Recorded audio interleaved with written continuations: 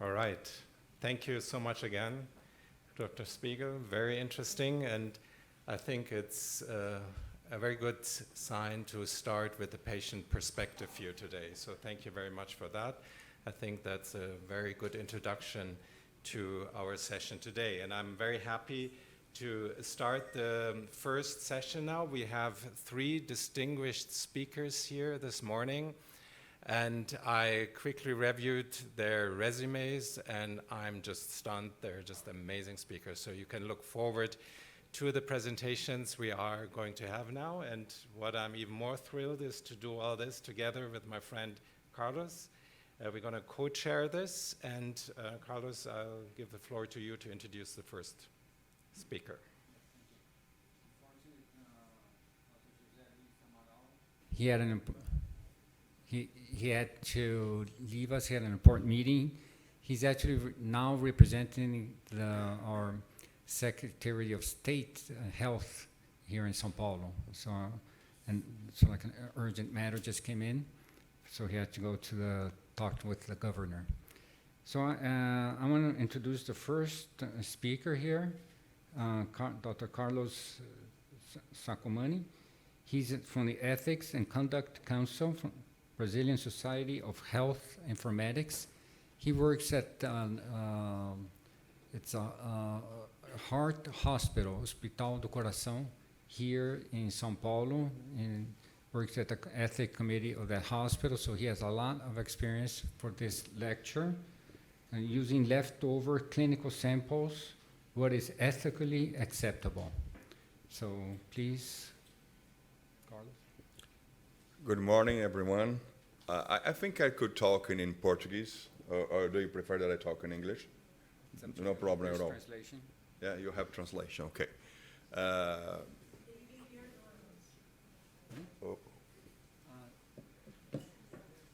You have, okay, I can go in English, no problem at all.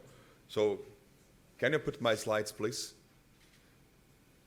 My name is Carlos Sacomani. I'm currently the innovation manager and innovation head of innovation at the Hospital do Coração, which is a major health institution in Brazil.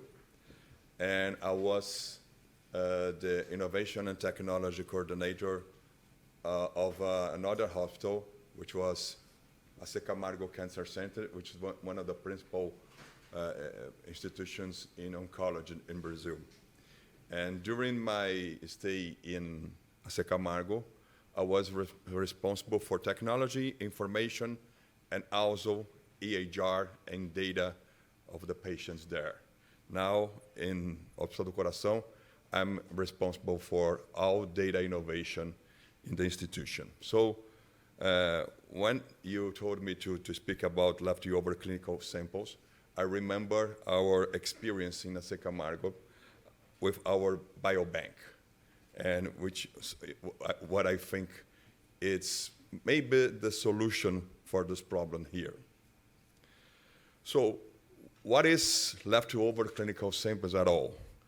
Leftover clinical samples, we all know it was residue of biological specimen that was obtained and used for clinical diagnostic purpose and would otherwise be discarded.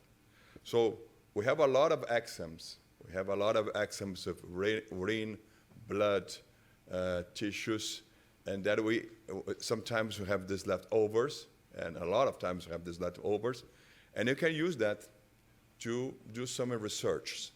But what is the ethical gap about this use, the secondary use of the samples? That's what I'm going to talk about in this next 15 minutes. So we have the residual biological specimens.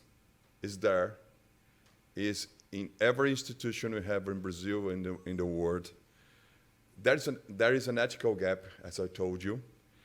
During the COVID-19, we had a lot of specimens, and we did a lot of secondary use of those specimens because of the urgency to find the cure of the COVID, and also to improve our research during this very difficult time in our recent history.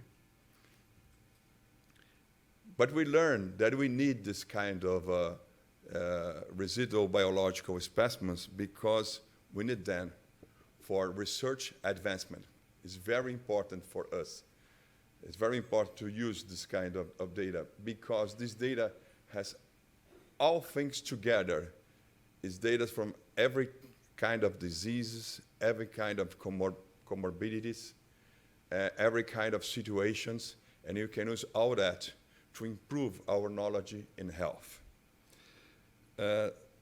And today, we are talking a lot about real-world data. Real-world data is something that everybody wants now. It's not, when we have a clinical study, we usually have some criteria, and this criteria we always use to reduce our population and put some steps in our evaluation. And this is the big problem. Maybe the real patient is not the patient of the clinical study. And we want to know more of the data that we have to improve our knowledge. So how can we do that inside some ethical issues and considering some ethical issues and some ethical limits? First, respect autonomy.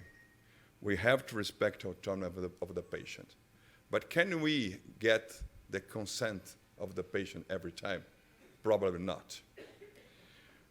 We have to know if we have some beneficence with the samples, and we cannot have maleficence of this use of the samples. For example, if I have something that could harm the patient after, maybe we cannot use it, even it's a residual specimen. And we need to have justice. We have some vulnerable populations, and these vulnerable populations, we have to take care of them and not expose them because of what we want in research. So there's a breach of privacy. We have to understand better the privacy of those patients. We have to understand the consent. We have to understand when we can use, when we cannot use it. We have to understand, even to inform the patient, if we discover something very important of a specimen years after after the patient left this specimen for us. We have some history to tell. We all know the HeLa cells. The HeLa cells is very important for research. Probably a lot of things that we know today we could not know if we don't have the HeLa cells. That's very important. But we all know that the HeLa cells were taken from the patient without her consent. And her family sued the United States of America for that. And they obviously they won this kind of situation. But that's a problem. And we have the Havasupai tribe. We use their data to evaluate diabetes. But then we use that data to evaluate other things, such as schizophrenia. So can we do that? Can we directly study for one thing and then use for another thing? And we have the Alderwell Hospital, a hospital with children, and who had some informations and some specimens, and some blood cells, etc., take of the children without the consent of the parents. So we have three here examples of what we not should do, but these three examples led us to information that was important for research. So we have to balance those things. There are things that have minimal risk, such as if we don't have more interaction between the researcher and the subject, if we don't have interventions, and if there is a consent for extra use of the data. It's very interesting that we can use this minimal risk, but we can use the samples. If we have the anonymous samples, if we have coded samples, and if the consented already implies the use for secondary use. Sorry, the utilization for secondary use. Considering identifiability, we can go from anonymous, completely anonymous, to anonymized, which is different because I know the information of the patient, but then I transform to anonymous. Coded, linked and no linked. A code that I can switch to the information of the patient, and a code that I cannot switch for the information of the patient. And finally, the identifiable patients, which are obviously a great problem for all of us in research when we go to the secondary use. Traditional clinical studies, we have the consent during the clinical studies, but with secondary use of the leftovers, we cannot have this all the time. So what can we do? We can go to a broad consent, which is a consent that we can go for other things, and we can go more wide when you do the consent, and we can use that for our secondary use. We have some regulations. Helsinki, FDA guidance, US common rule, maybe US common rules is one of the best for the use of researchers, and the European Union. In Brazil, we have CONAP. CONAP is our Brazilian framework of research, and we have some important things here, and we have what we call biorepository and biobank. Biorepository is what I do for that specific study and use for that specific study. Biobank is different. Biobank I can use for a lot of studies.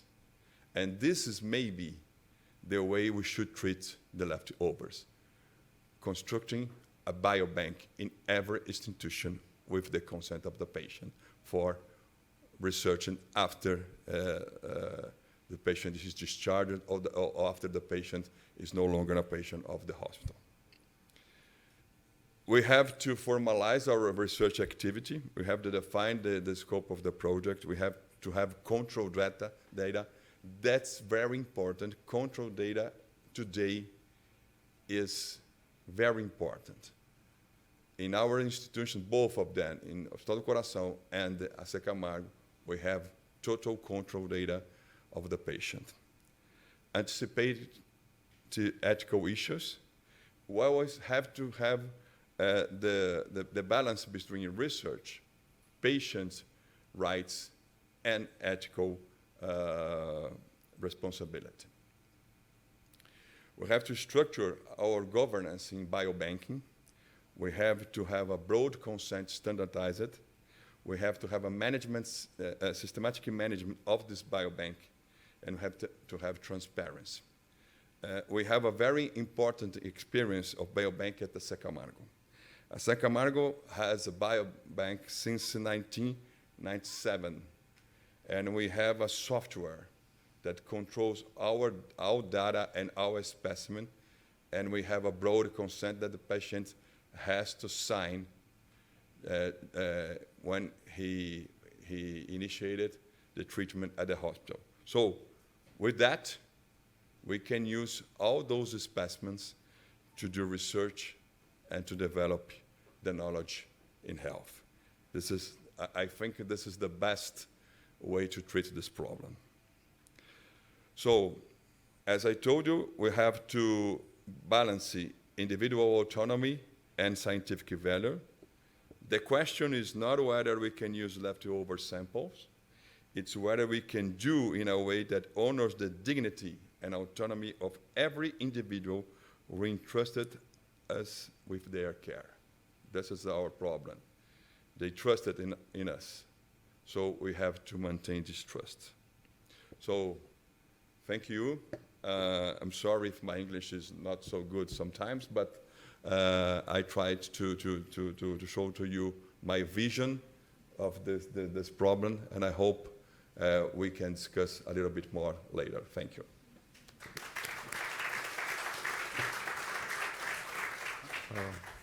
Thank you so much, Dr. Sacomani. I understand that you will have to leave soon. You don't have that much time. That's why we will give the audience the opportunity to ask their questions now, because later on we are going to have a panel with all 3 speakers this morning, but you might be missing that. So that's why we will give the audience a chance to ask their questions now. While you're thinking of your questions, maybe I can just ask a first one. Sure. You mentioned that a standardized broad consent, which ideally you said should be done with any specimen in a hospital for future use. Of course, consent is one of the big topics now that we are dealing with, the work group is dealing with for the Declaration of Taipei, very essential. Could you elaborate a little bit more on that, how you envision that? Because, of course, that's a little bit tricky when we talk about broad consent. Yeah. Broad consent, it should be important in this area, but we cannot have broad consent in everything. So maybe in some kind of treatment we can have broad consent, but we can also give some limits to the broad consent. I can do a lot of things until this limit. From this limit on, we cannot use your specimen. In Camargo, we have broad consent for every patient treated in our hospital. But we don't have the broad consent when I have a patient that goes to the hospital, do an exam, and get out of the hospital and go to another institution. So we limited the broad consent to all the patient that stays in our institution. And we should have a way, and we were discussing this there, to stop the consent. So if I don't want anymore to give the consent for that institution to use my specimen, I can send some kind of email or ask in a structured way to not use it anymore. So I think this is maybe the best limit that we can have that can give to the patient. But what we are seeing today, at least in Brazil, most of the patients agree to these leftover samples for being used in research. They understand that research is important to the improvement of health and treatment and diagnosis. So here, we didn't have much problems in Camargo. We don't have much problem in Hospital do Coração. And when we have a patient that doesn't want to share his data, he will talk with us, and we will limit the use of his data in that way. What I see is that the patients, they really understand what we are doing, and they really prefer that they are using for development than prefer to limit the research. But we have to have the ethical limits in our institution, and we have to have a way to easily give to the patient the right to stop the consent. I think this is the principal limit. Thank you. All right, we have further questions here. Please go ahead. Bom dia, Sacomani. Eu sou o Dolce, da Santa Casa, de São Paulo, da MB. Nós tivemos uma longa parceria com a Camargo. Tivemos um biobanco enorme. Você provavelmente nessa época estava... perguntas, são duas etapas. Primeiro, quanto tempo você acha viável que a gente possa armazenar isso, esse material? E a segunda, o descarte, como fazer isso? Posso responder em português? Ou você prefere que eu responda? Não, pode ser, por favor. Bom, primeiro, feliz de encontrar o Antônio Gonçalves e o senhor aqui nessa apresentação. Eu fui aluno da Santa Casa de São Paulo, formado pela 24ª turma, e tenho muita honra, inclusive, de ter feito uma faculdade que recebeu a nota máxima no ENAD esse ano. Então, é uma felicidade muito grande, mostrando que a faculdade sempre primou pela qualidade dela, né? E o que eu entendo que o AC Camargo fez foi um grande biobanco que cria desde 1997. Em tese, são 10 a 15 anos, em tese. Mas isso vai depender muito do tipo de material biológico que nós temos. Tem materiais biológicos que nós vamos poder utilizar mais tempo do que isso, material biológico que não dá para usar tanto tempo. Talvez o que a gente tem que especificar é o tempo máximo que a gente pode utilizar no consentimento amplo, para depois daquilo a gente tem que descartar o material de qualquer maneira, né? Eu acho que essas são as questões. E tem as questões de armazenamento, né? Vamos entender que o AC Camargo, por exemplo, é uma instituição hoje que atende um número gigantesco de pacientes anualmente, né? Qual é o espaço que eu tenho que ter para armazenar todos esses espécimes de diferentes tipos?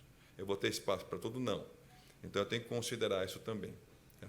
Mas, por outro lado, são amostras importantíssimas. Talvez nós tenhamos que sempre entender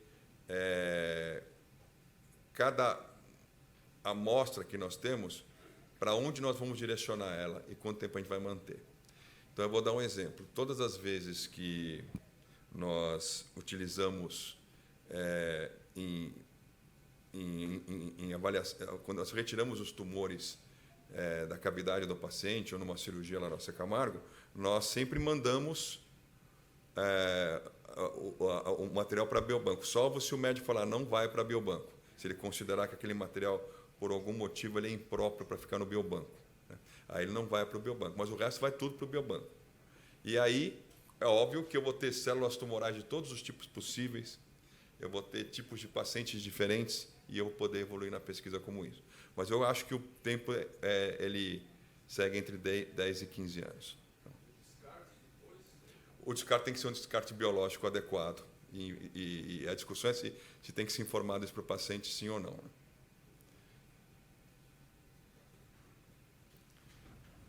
Gracias. Voy Yes, a hablar en please go español. Excuse me.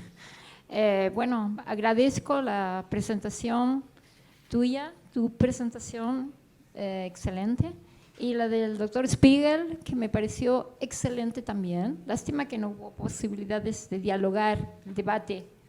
Y vinculando la presentación del doctor Spiegel con tu presentación, ¿cómo participan los pacientes en la investigación más allá del consentimiento informado? ¿Cómo deciden, cómo protagonizan esta ciencia que está produciendo tan importante el Biobanco Camargo? Muchas gracias. Obrigada. ¿Cómo informar al paciente? No, ¿cómo informar? No, ¿cómo participan los pacientes? Okay.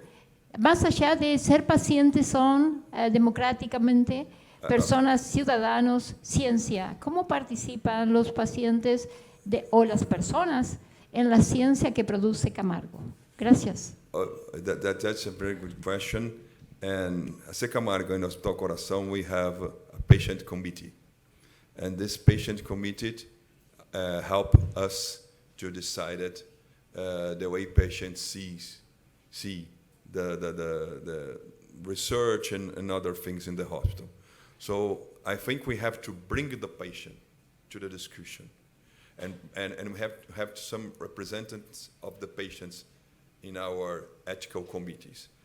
Right now, we have ethical committees only with researchers, doctors, nurses, and health professionals. We should have more representatives of the society there, so we can lead better with this discussion with them. What we can we have to keep in mind that we have civil rights today that are completely different from the era of Hala cells, completely different. And at that time, they didn't even thought that they could not take some specimen without the consent of the patient. Today, we are different. So, since we are different, why not bring the patient to the discussion? And why not? And we have this in the CONAP and have this in other instances, but we have to have this in our institutions one by one, I think. Thank you. Yes, please, another question here. Go ahead. Bom dia, Doralina, da Academia Brasileira de Neurologia. Nós temos regras bem estabelecidas pelo CONEP, professor Sacomani, com relação a biobanco.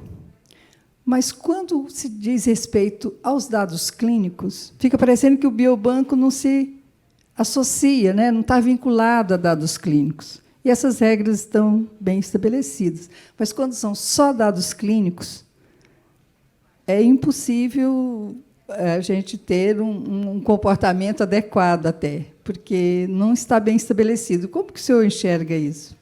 Esse é um ponto importante, eu acho que é um ponto que tem mudado também. Hoje, os dados clínicos estão disponíveis em prontuários eletrônicos. Os dados clínicos são disponíveis em softwares. O acesso a esses dados clínicos é muito mais fácil hoje do que era há 20 anos atrás. Há 20 anos atrás, para eu poder pegar um dado clínico, talvez eu tivesse que pedir 10, 15, 20 prontuários no SAMI do hospital, levantar um por um e anotar num papel. Hoje eu vou lá, eu acesso o banco de dados, faço o que nós chamamos de query, né, a pergunta ao banco de dados, e o banco de dados nos traz tudo o que eu preciso. Então, meu acesso aos dados clínicos são muito mais rápidos, eficientes, maiores hoje, e, inclusive, nós discutimos todos os dias nos hospitais como melhorar a qualidade dos dados clínicos dentro do nosso prontuário eletrônico, como estruturar dado, né?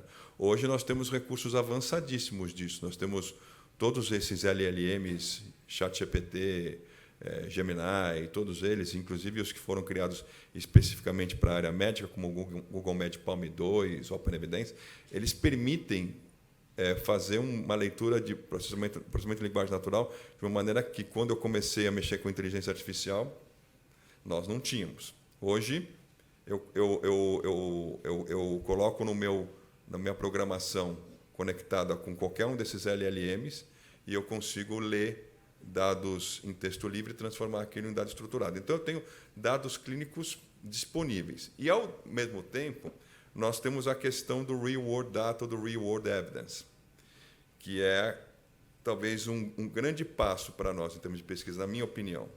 Quando você faz um estudo clínico, como eu falei, você coloca critérios, você define a população, você pode criar viés.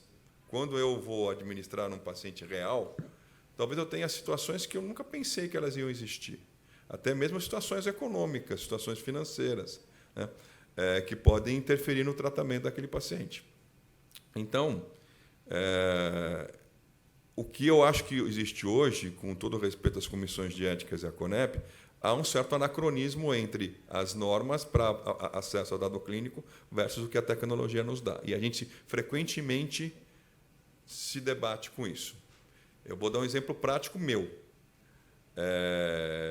Eu sou ainda docente do mestrado profissional da Fundação Antônio Prudente, do AC Camargo, e lá dentro eu desenvolvi, junto com um aluno meu, um sistema de busca automática de informações de câncer de mama do prontuário para colocar num repositório, para que depois, se eu quisesse fazer qualquer tipo de análise, de pesquisa com dado clínico, eu tinha um repositório com os dados clínicos do paciente ali, que podia cruzar com os dados da anatomopatológica. Nós criamos isso, desculpe. Mas nós não conseguimos criar isso com os dados do próprio hospital. Nós tivemos que usar uma base pública para testar o nosso sistema. Tá bom? Por quê? Porque existia um risco de vazamento de dados, os dados deles não podiam ser anonimizados, eles tinham que ser codificados, né? E isso levou a uma dificuldade da Comissão de Ética de aprovar. Mas eu vou perguntar para vocês, esses dados não são importantes, às vezes, para a pesquisa?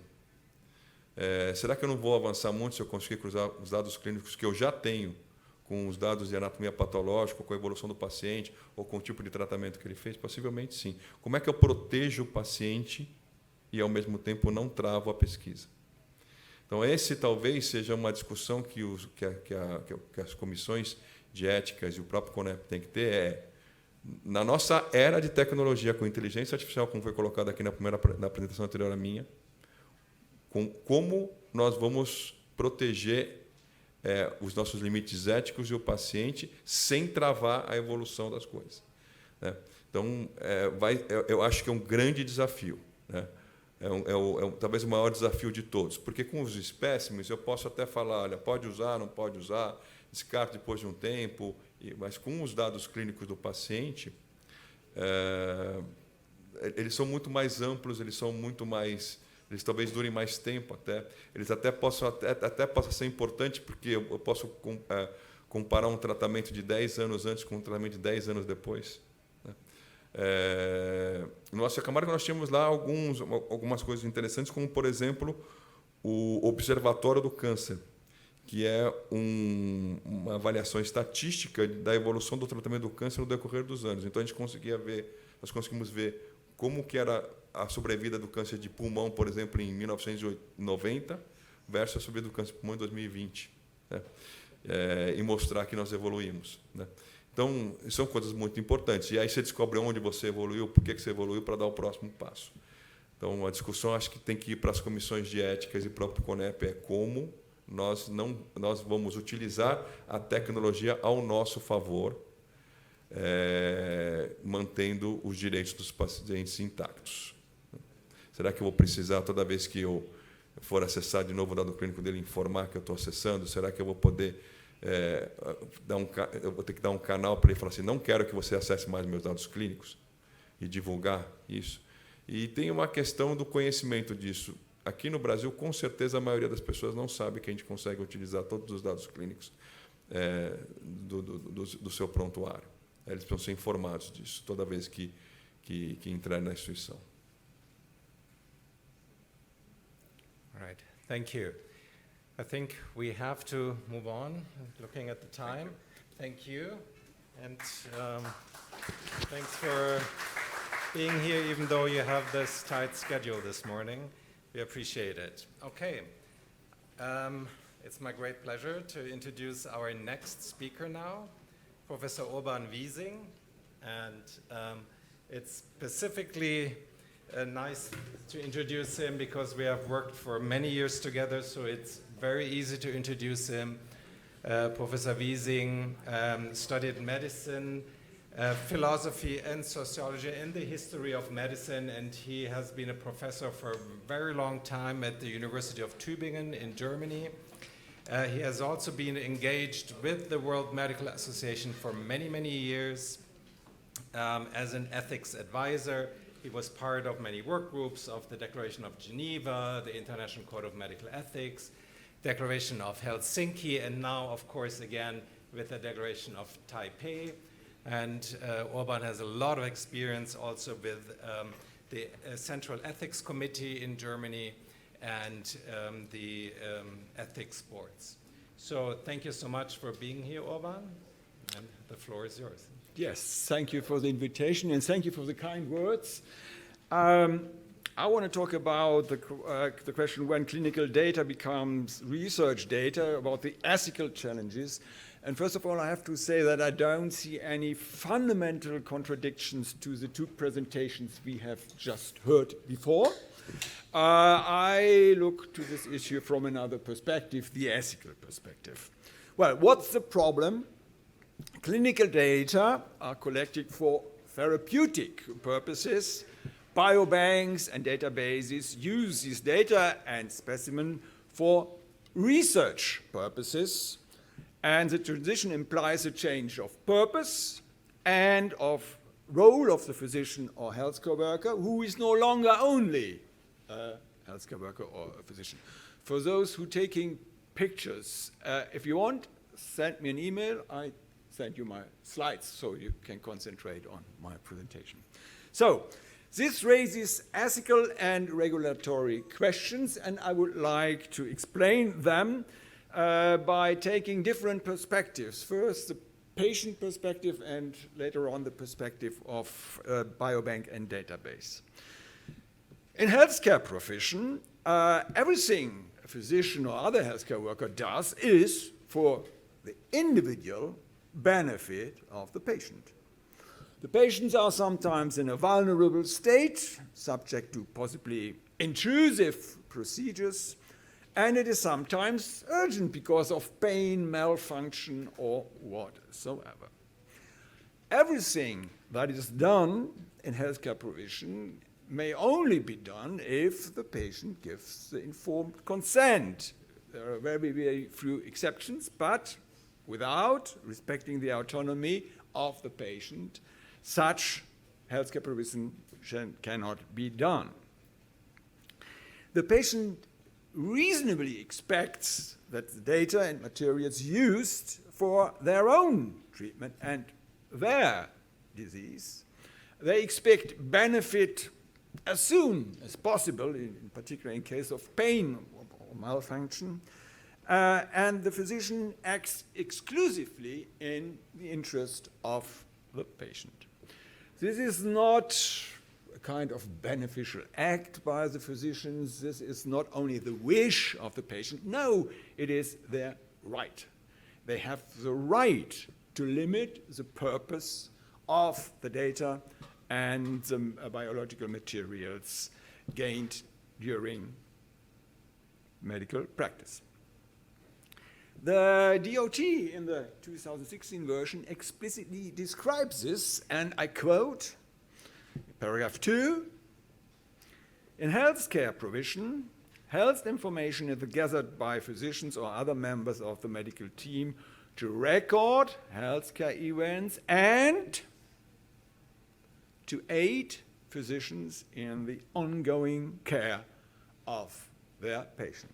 So far, so good. That's the perspective of the patient. The perspective of a biobank or database is totally different. They want to generate general knowledge. They are not so interested in generating individual knowledge, but general knowledge. They are interested in scientific progress. Usually, what they are doing is not intrusive for anyone, and it's not urgent. If you are a physician and you're treating a patient with pain, it is urgent to react. If you are a researcher and start 1 year later with your research project gathered from the data bank, in the worst case, you get the Nobel Prize a year later. Well, that's not so difficult, or that's not so bad. There is a huge difference between the situation. And of course, biobanks are interested in long-term, future-oriented use. Biobanks aim to store data long-term, multinational, enable multiple research projects, even unforeseeable future research projects. They want to advance generalizable knowledge.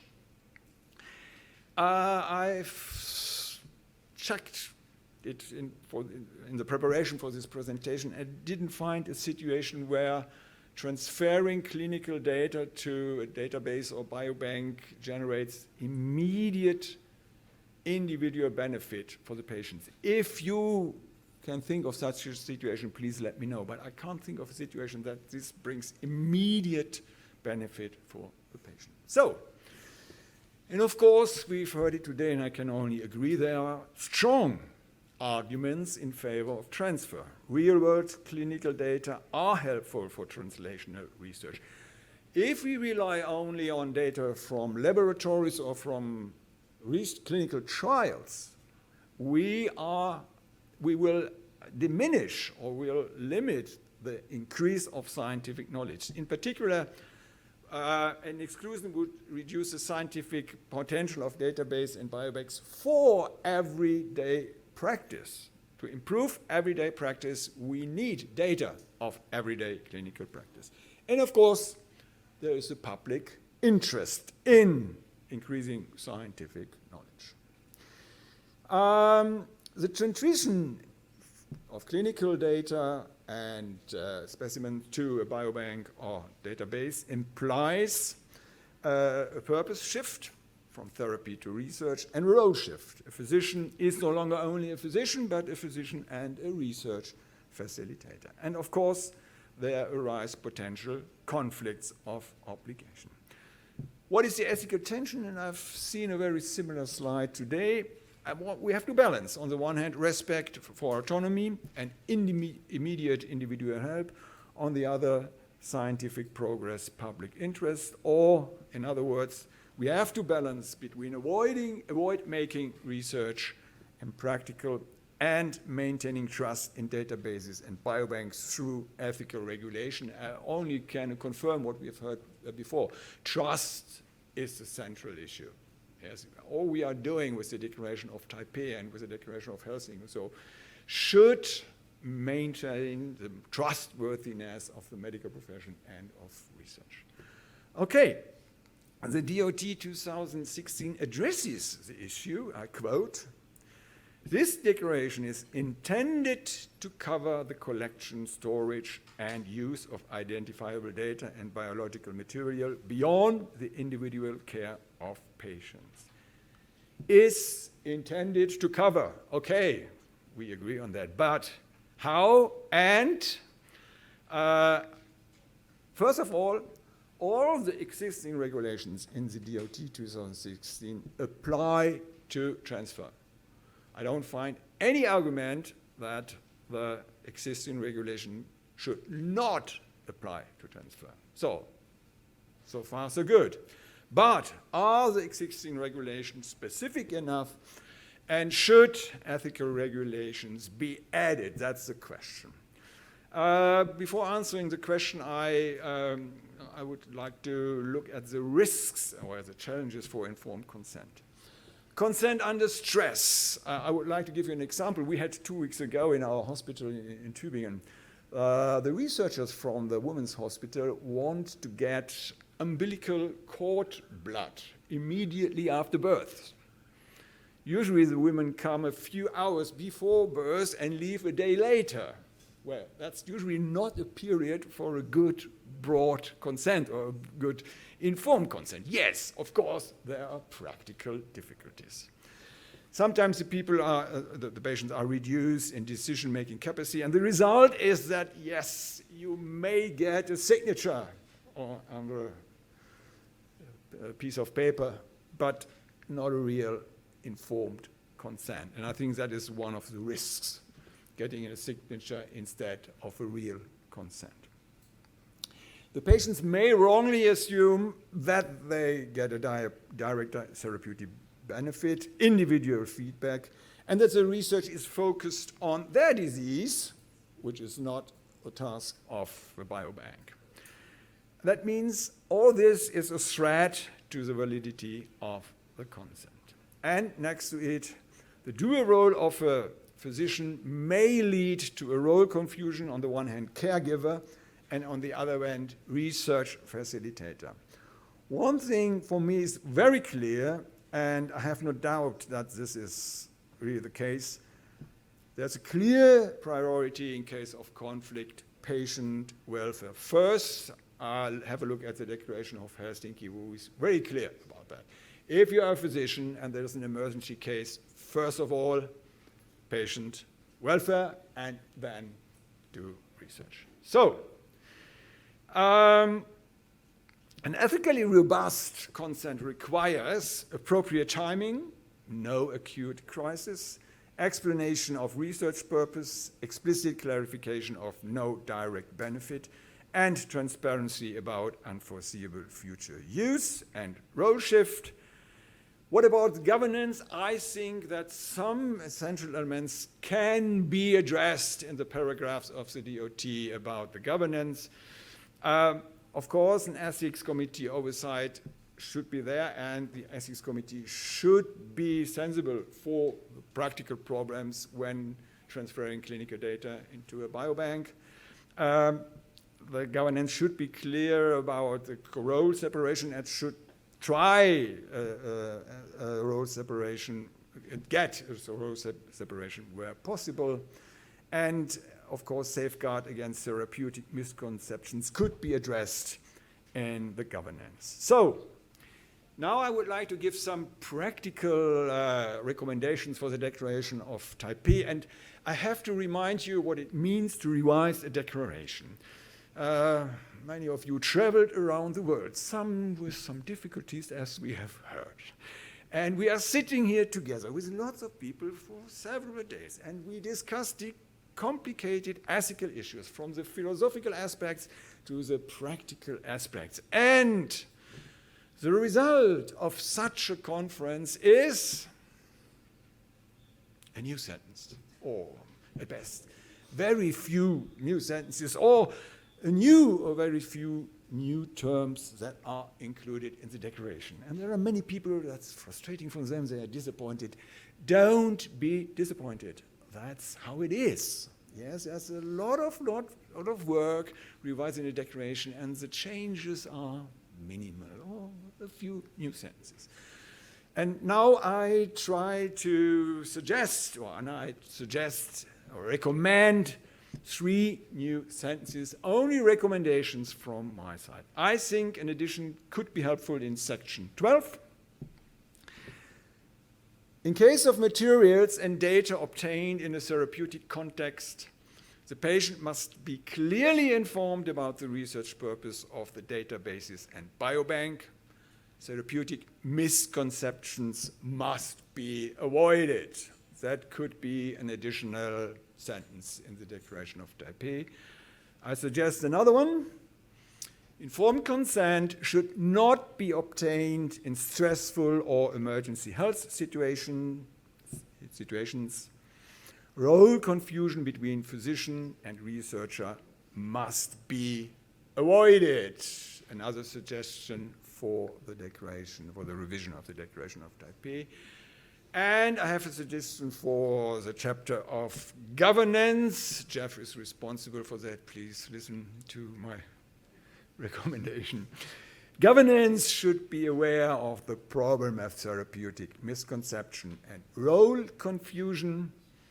Regulations should be implemented to avoid therapeutic misconception and role confusion. 3 recommendations from my side. Conclusion, I have 2 take-home messages when clinical data become research data. The first take-home message is, I think there are no categorical ethical objection to transfer. First take-home message. Practical issues of chaos should be addressed. Consent and governance standards are required, and, well, maybe a short clarification of the DOT as advisable. And the second take-home message is very simple. I think ethical transfer of clinical data to a biobank or database is possible. Thank you very much.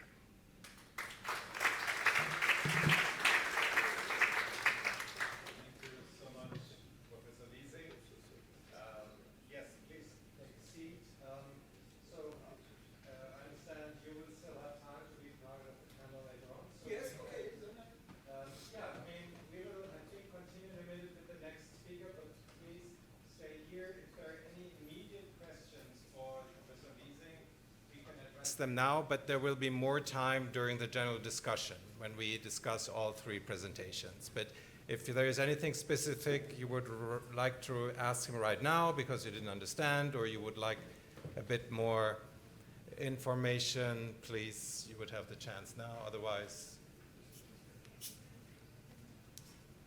we were very clear even about those sentences we might change after discussing for 2 days. But, you know, it's much more than changing a sentence, you know. The work that goes into that, that's really worth it, and that's the fun of it, actually.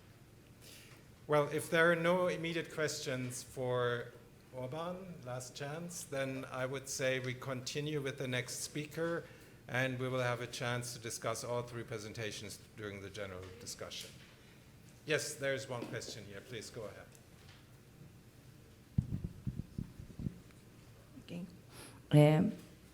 Parabéns pela apresentação.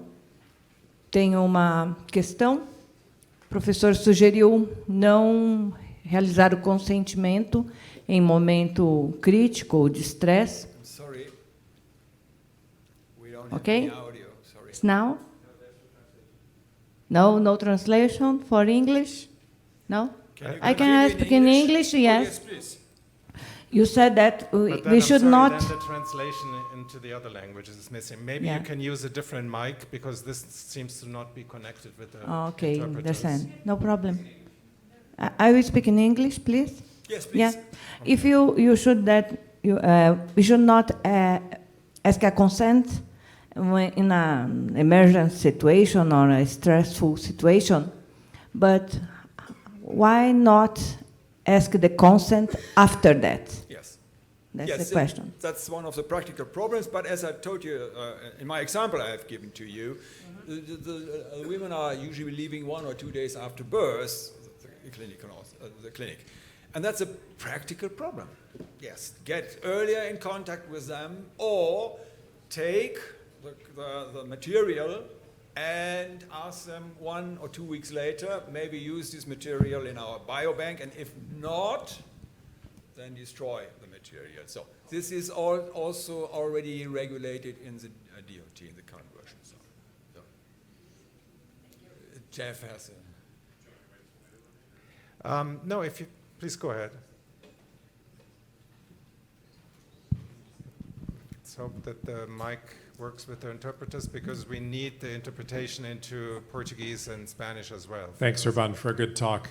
I guess I'm struggling with how we still function with a rubric as though there's a clear moment when it's well defined that we move from clinical operations to research. And in the way we traditionally think about research, where there's a project that's worked on for months and months, it goes to an IRB, there's all this plan.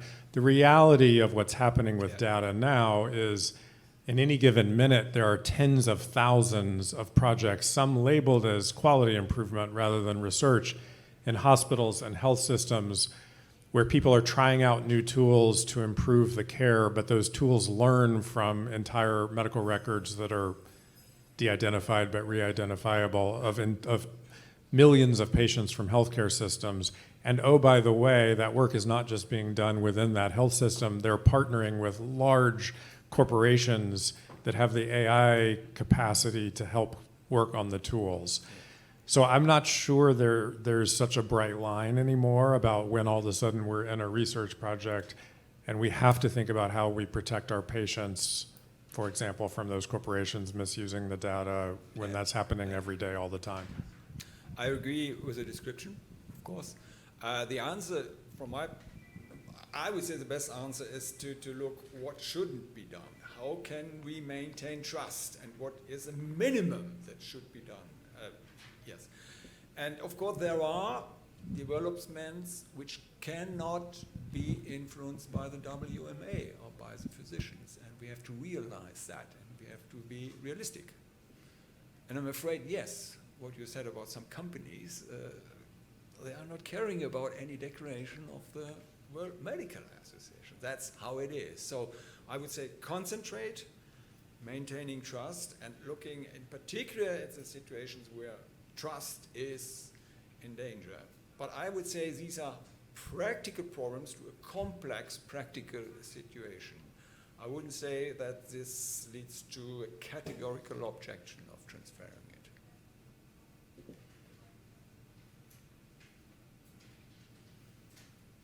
Well, I guess this opened a lot more questions now, yes, but I guess we can do that during the general discussion. Or if this is an immediate question for Professor Wieising, please, there's a lady over here, and we take that question and then we will continue during the general discussion. Thank you for your presentation. My question is how to measure the degree of vulnerability of the patient.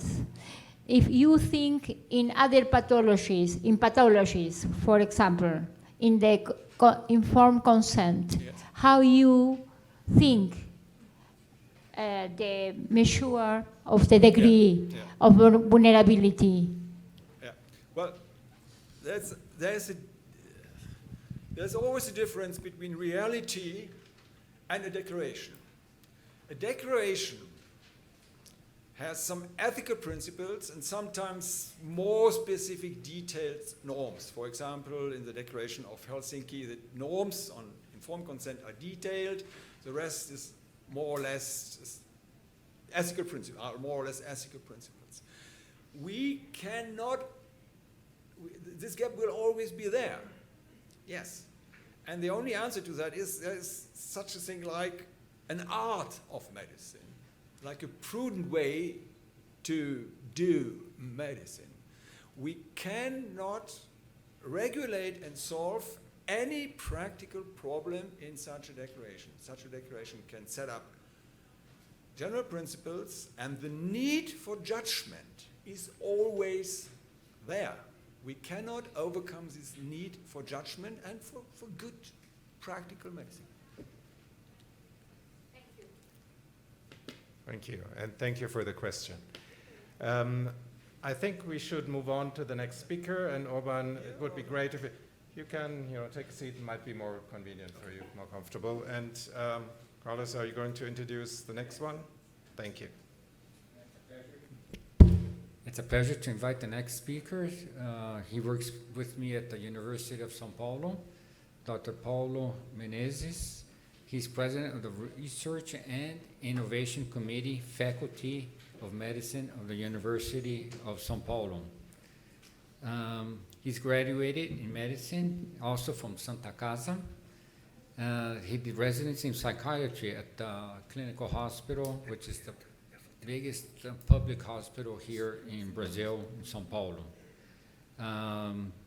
He's full professor of preventive medicine and chair of the research committee at the Faculty of Medicine and scientific director of the National Center of Research and Innovation of Mental Health of the University of São Paulo. And that is why he's been invited to talk with us with all this curriculum that he has. And it's a great pleasure for you to be here with us, Paulo. Thank you, Carlos. Thank you for inviting me to have this opportunity of this dialogue about such relevant issues related to patients and to creation of knowledge.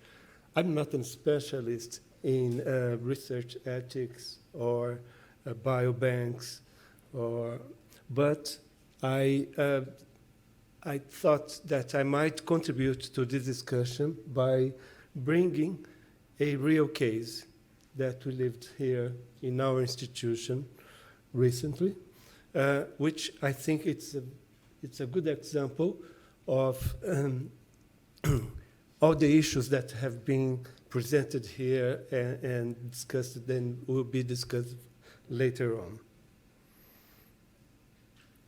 I'll talk about the COVID-19 pandemic in Brazil, specifically in Brazil.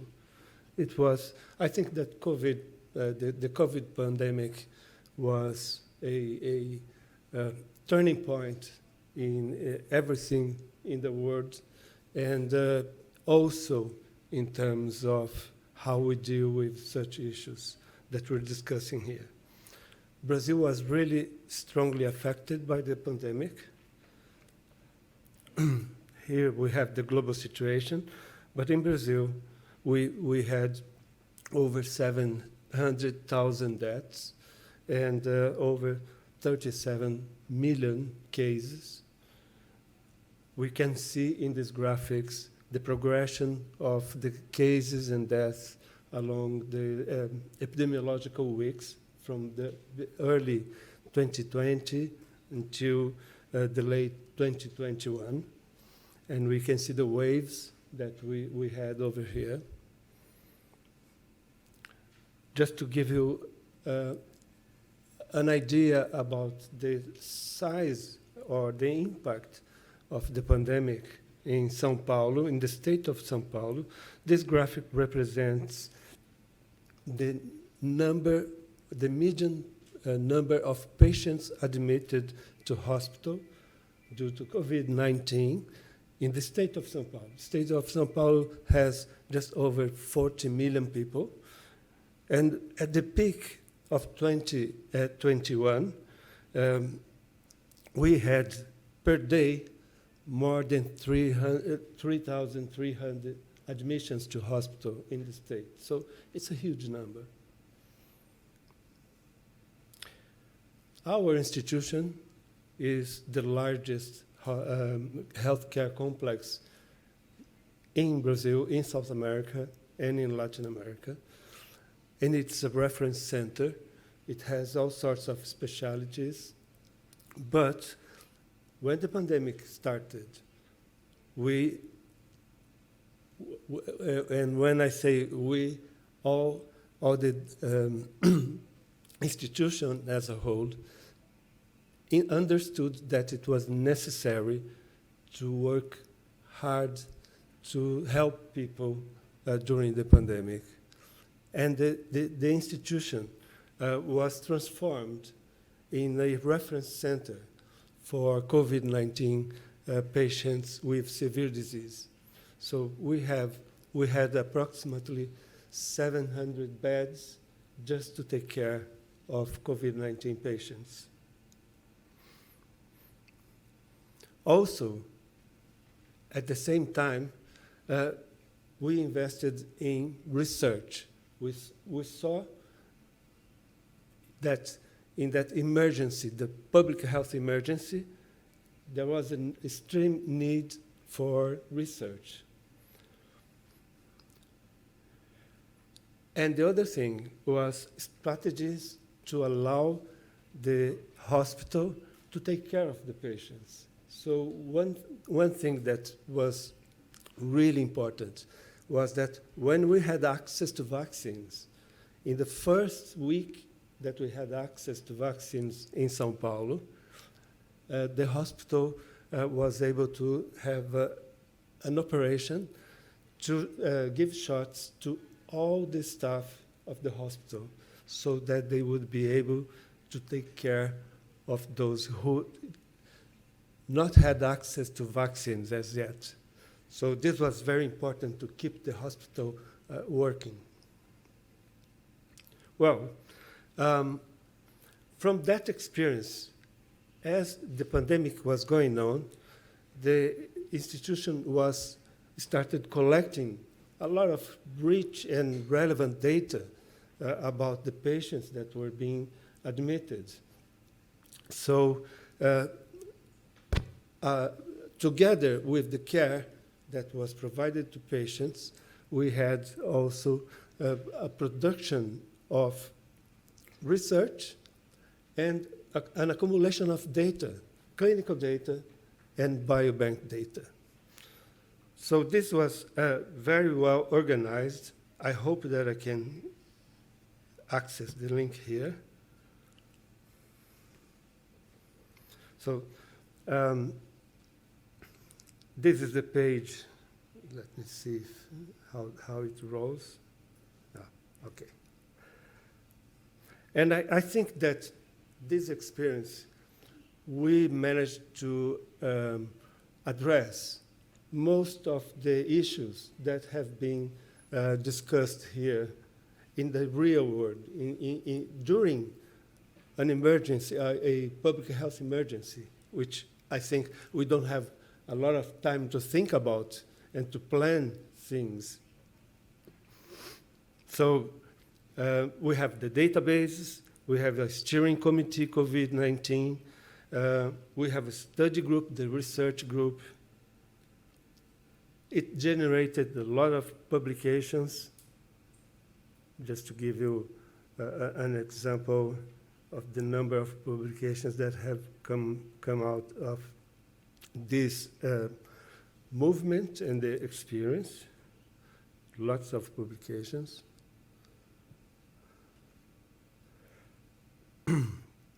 And now I can come back to my slides.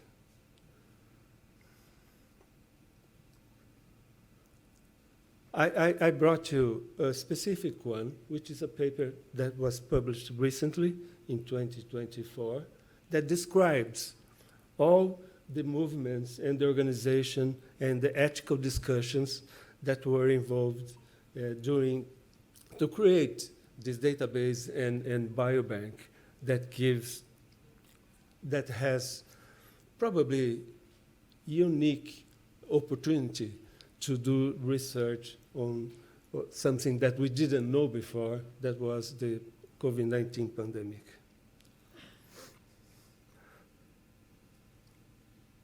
This paper describes several challenges, such as ethical and consent barriers.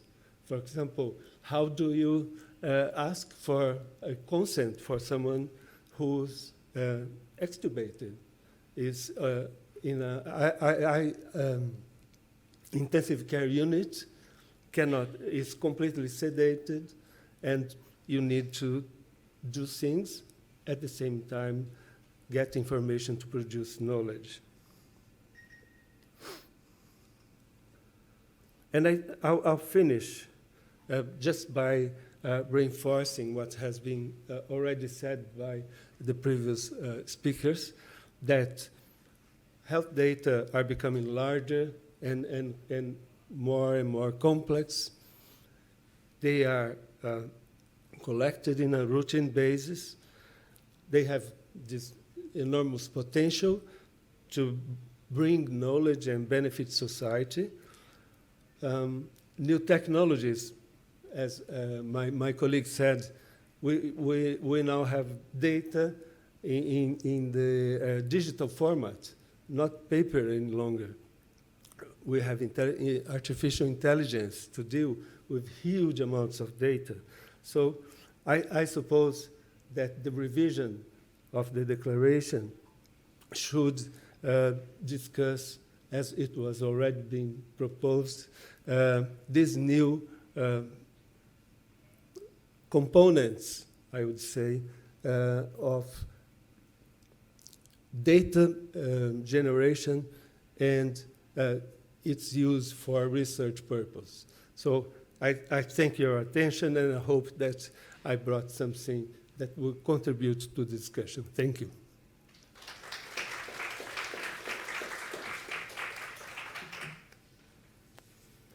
Thank you so much, Professor Menezes. And I would like to give the audience again to ask your questions. And while you're thinking of your questions, I would invite Orban back to the podium, and we will start our general discussion. But first, your questions for the last speaker. Ramin? Yes. Yes, Yeah. I want to ask a question actually for Orban. Go ahead. Actually, we're discussing about genetic testing, which is very, okay. For genetic testing, which is very much currently used for cancer patients that are starting or diagnosis of cancer and starting when they're starting treatment with cancer. So they're collected genetic testing. And it's not really, one of the purposes is that in the future, you can actually use therapy based on genetics, and also for future studies for investigating the mechanism where genetic is inducing cancer. How do you deal with these collections when you collect them now, but then you're going to be using them later, and how long, and even if the patient actually dies or leaves treatment after 5 to 10 years later? Yeah. I don't think that it makes sense to start with a certain method, for example, genetic testing.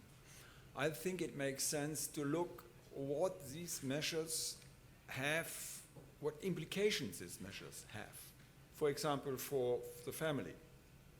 For example, for the situation that after having a cancer, your life expectancy is usually in the medium, a bit lower, and so on and so on. So I wouldn't concentrate on genetics, I would concentrate on information relevant for others, and information usually combined with a lowered life expectancy. And what does this mean for the informed consent, and what does this mean for further research with the data or the material? So that's I don't think that we should make a discrimination by methods. We should make a discrimination by the relevant characters or relevant aspects of the information and the material. So, and I think a lot of what you have asked is so far regulated in the DOT, and we have to look precisely on each paragraph whether a slight change or a huge change is advisable in such a situation. So I cannot precisely answer you, this paragraph should be changed, or that. So it's more a general answer to a general question. One of the difficulties in doing research, and I think one of the roles of the declaration that actually could help the researchers is that when you're doing research, this research leads to another question, Yes. and then to another question. So how to, this declaration could facilitate this for doing research and how to protect the researchers as well, not only the patients, but the investigators that are doing this. And we have this one material and then various questions, subsequent Yes. questions later, Yes. and not trying, avoiding or helping the investigators not to go back for another consent or Yes. explanation. Yes. What you That's the way I see one of the main challenges of this declaration.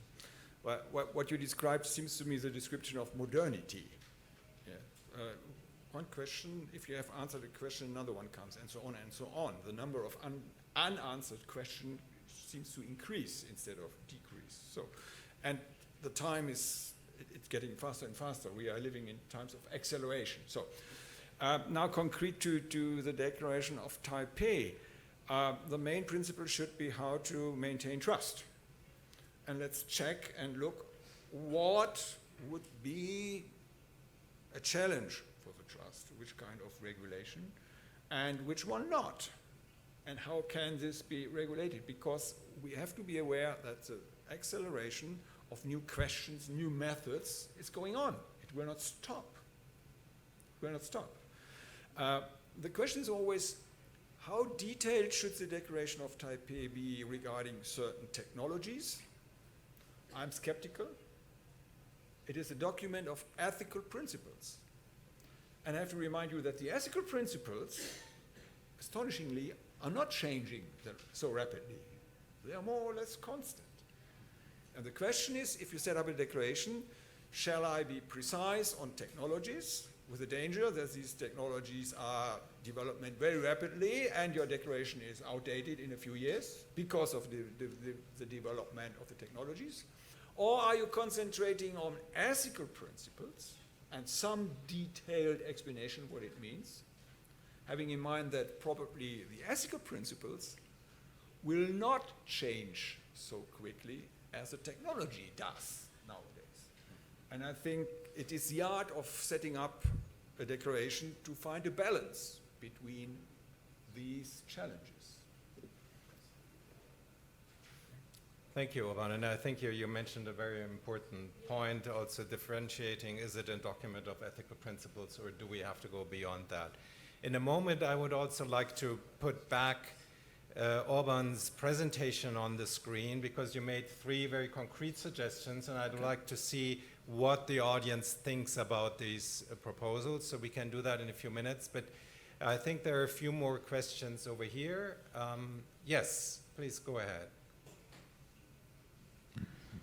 And it's great to see you, by the way. Yeah, nice to see you too. Well, I think that when the World Medical Association revise its major declarations and do this kind of round meetings around the world, the purpose is not just to collect maybe different thoughts in different cultures that compound our work, as the World Medical Association needs to have declarations that will be useful everywhere, not just in developed countries. So I don't think the cost benefit of these meetings can be measured just if at the end we have one sentence or a new term to be included in the declaration. But I think the best benefit from this are the opportunity in different parts of the world to have a deeper discussion about the declarations and mostly what we can see between the lines of what is written in the declarations. So I think these kind of meetings are very, very much useful. This is just a comment, and I have a question. May I quickly say, I totally agree with you, and my comments about traveling and so on were a bit ironic. Thank you. I totally agree with you. Well, both of the speakers were approaching the questions that are related to the use of clinical data in research.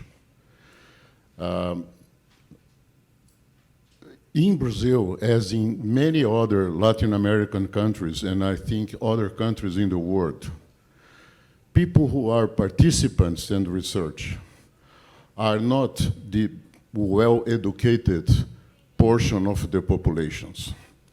So, including these people, when we use, referring now just to Declaration of Taipei, which deals with health databases and biobanks. Health databases are created mostly with big data that are do not have a purpose of researching. And biobanks are constructed, as we can see in the first lecture of this morning, of patients that are given their clinical tissues for a supposed research in the future. So to get informed consent from those people are a very difficult challenge, I think. And this needs to be included in the Declaration of Helsinki. The ethics of research was created mostly to protect participants of research. And I think when a clinical physician is getting from their patients data that can be used for research, this needs to be included in a kind of consent that clinical patient needs to give. And the relations between the clinical physician and the patient is not a well-balanced relations.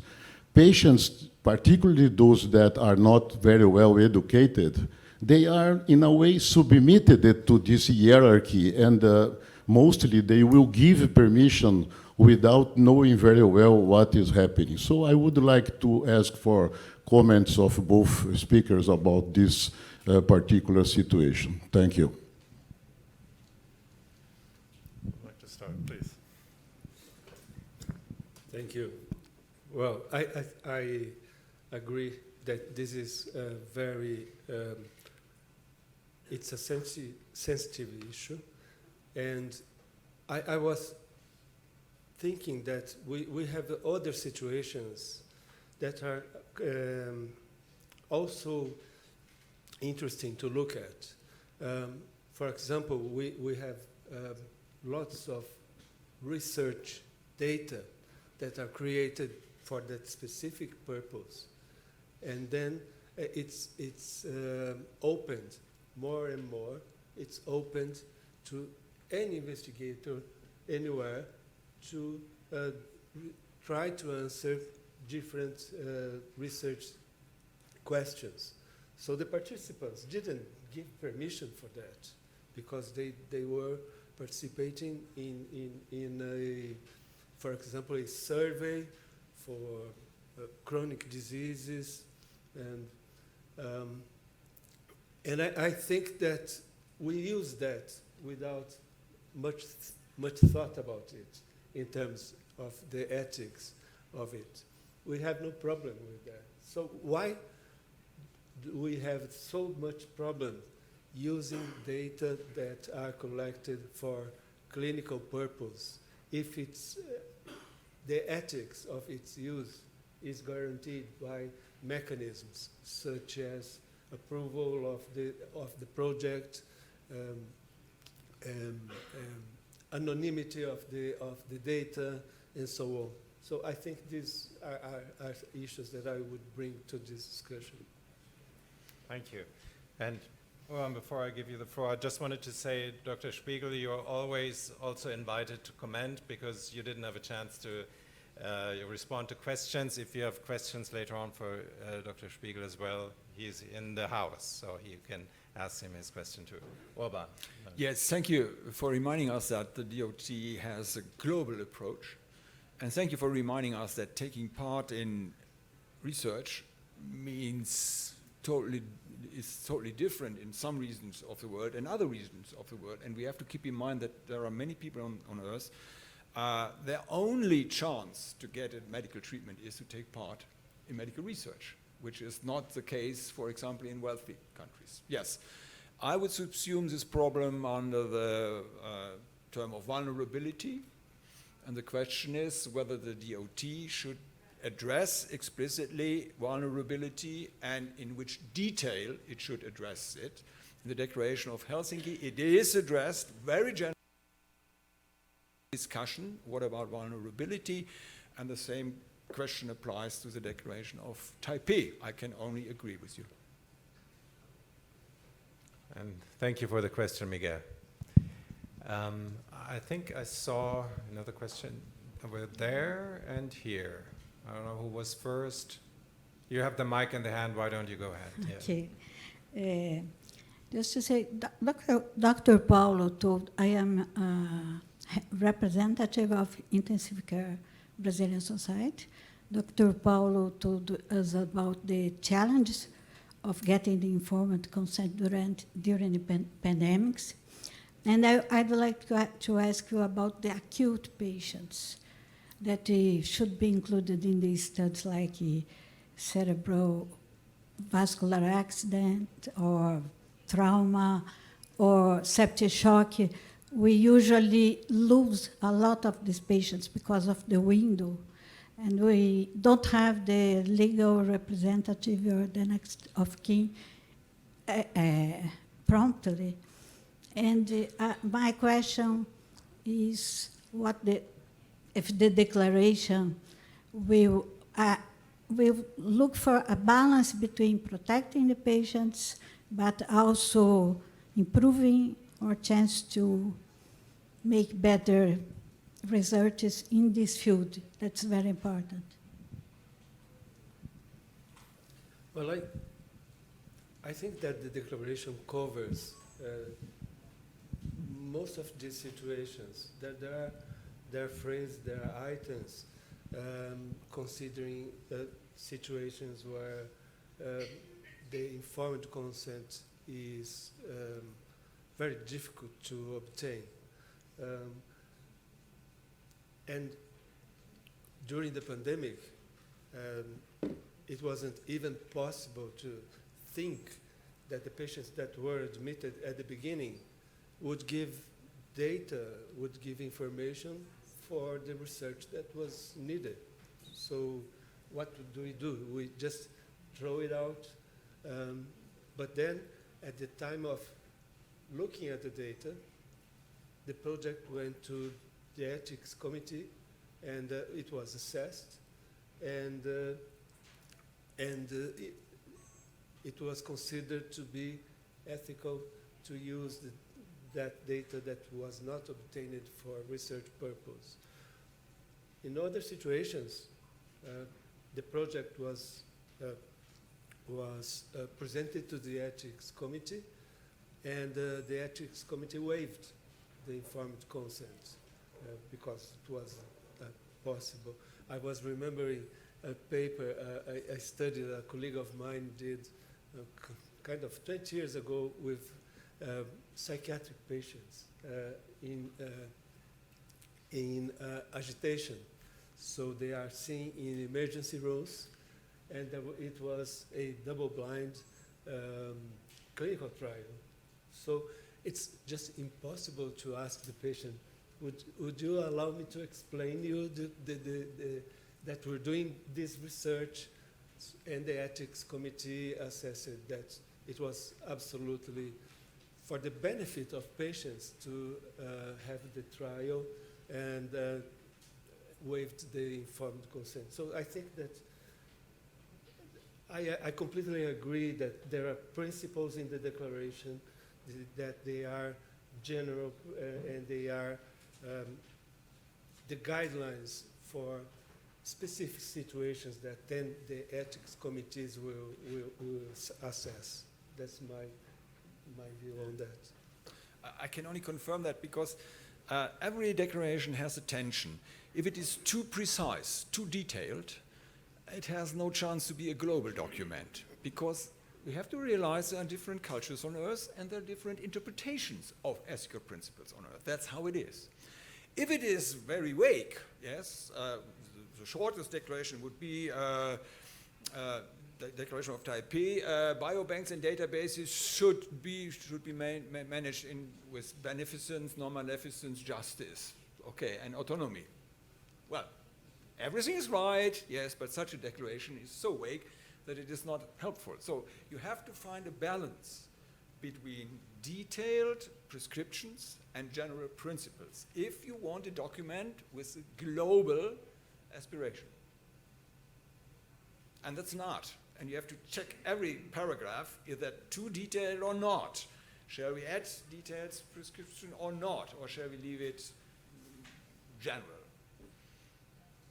That was the experience we had from the Declaration of Helsinki several times, and in particular, International Code of Medical Ethics, where some paragraphs we had explicit a conference on an issue. It was a consensus objection, and the final document has a certain mid-level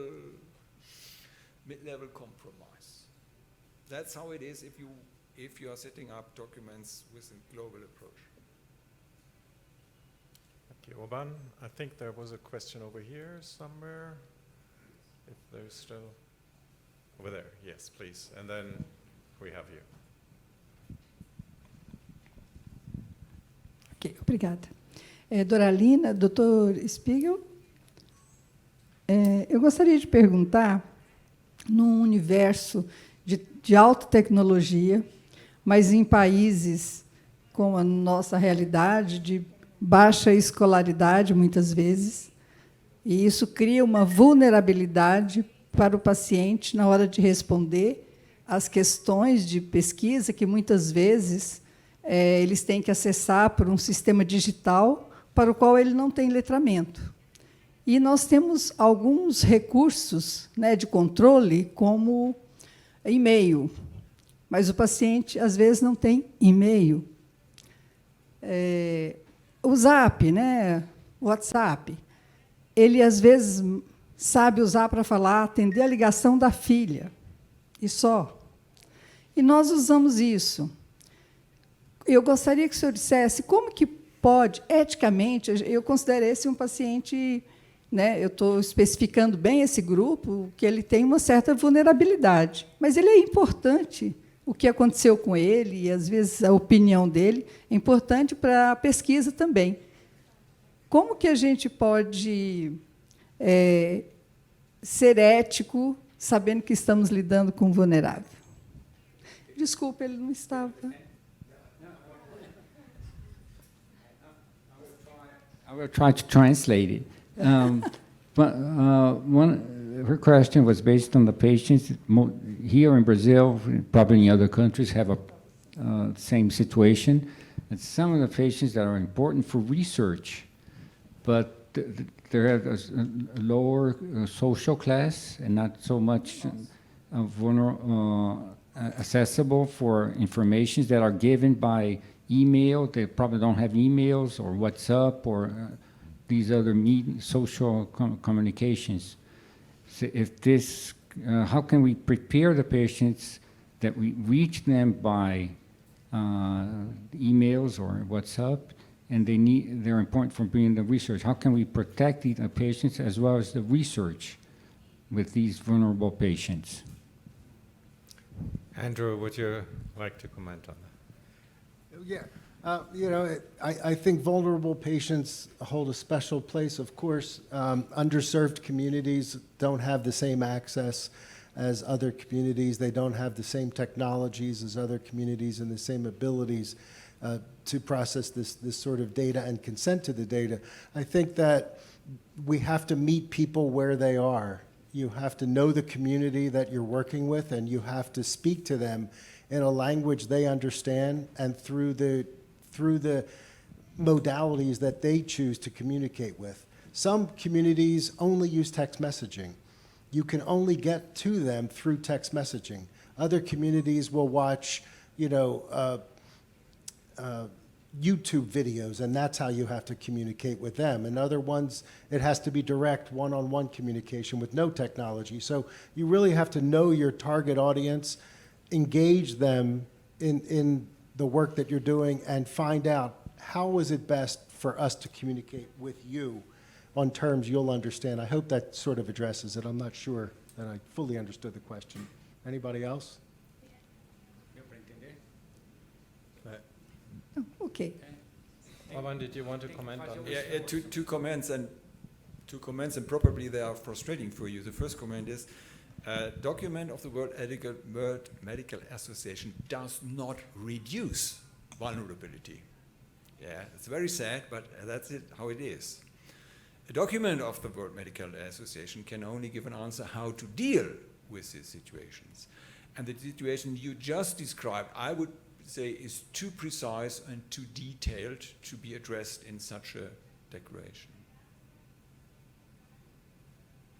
Okay, so we have a question here, and I didn't forget you. You have a question too, since she'll be next. Thank Please, you. go ahead. Dr. Spiegel, thank you for your presentation. Thank you. My question is, how participate the original people into the health on the association of patients, because they have other organization, informal consent previous exist, and I don't know how participate in your organization. Participate the original people in your institution. Yes, thank you.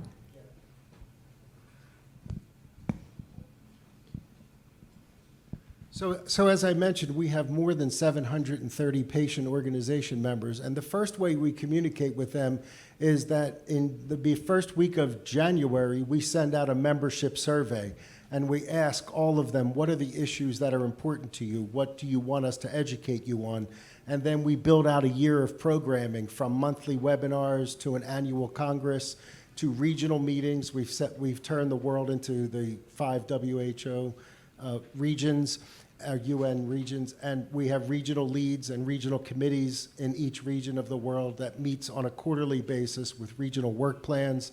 We reach them through newsletters, through social media, but we have constant communications with our members, and we have an incredible loyalty rate. The open rate on our newsletter is more than 80%, whereas industry is 5%. And we have almost 3/4 of our membership come to each webinar, sometimes more than 1,000 people. So we have a very engaged audience, and when we survey them on issues like this, we get incredibly vivid responses and many responses from our membership. So we have many ways to communicate with them, and we did survey a number of them about this data protection in order to prepare for that presentation and ask them what is important to you and what's not, and we actually have data from that survey.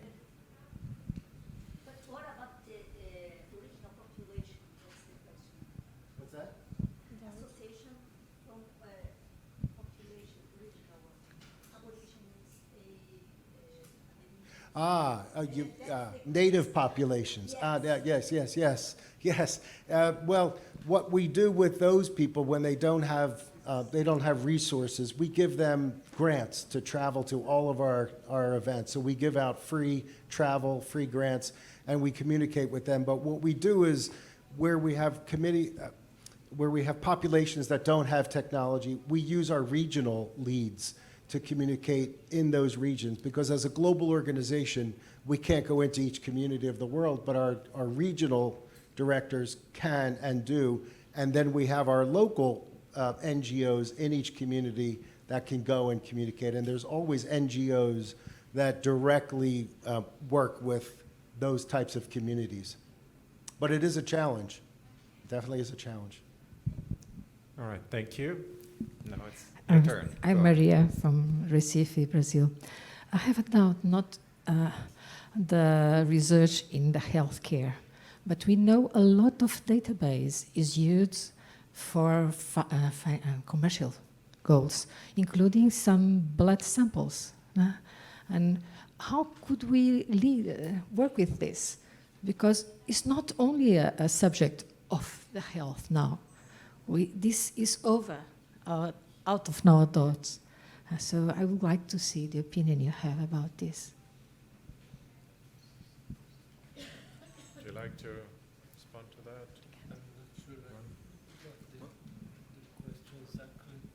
I'm sorry, could you...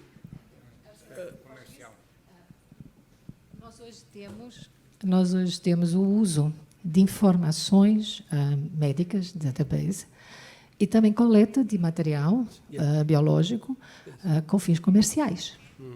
E que, de fato, não passam pelos nossos comitês de ética. Eventualmente, eles batem na gente. Né? Então, engenharia biomédica, informática. O fim não é o bem comum, o fim é o comércio. E, de vez em quando, está dentro da área da saúde, mas está muito fora. É uma pergunta um pouco fora, né? I had a recent experience related to that issue. It was a project in our institution that the researchers were developing a new AI model for mammography. So, but there was a big medical company that produces the mammographs involved, and the data came from routine screening from another institution that is a reference, which collected thousands of images. So how do you deal with that? Because of course there is financial interests involved, yes, but at the same time there is a possibility that we advance in terms of the care that's provided for the society, and the ethics also that I couldn't answer. I just got the reinforcement from the data owners that the hospital that collected the data had some kind of concept that I didn't see to allow this kind of use. But yeah, it happens all the time. I can give you only a very realistic answer on how the world currently is. This could be solved if we would have a world government, yes, with the authority to pass laws. We don't have. Even the WHO is in a questionable situation, not to speak about the United Nations. The World Medical Association has a mandate for physicians. And there is a very famous sentence in the old version and probably in the new version that the World Medical Association said that's our mandate, but we are convinced that these ethical principles also apply to others. And please, others, adopt them. That's the only thing the World Medical Association can do. And I'm convinced the declarations of the World Medical Associations are the best we have in the current situation, where we don't have a world government who can set up more norms and laws who apply for commercial companies. But that's how the world is. Right, thank you. Unfortunately, we're getting to the end of the session. Actually, we reached the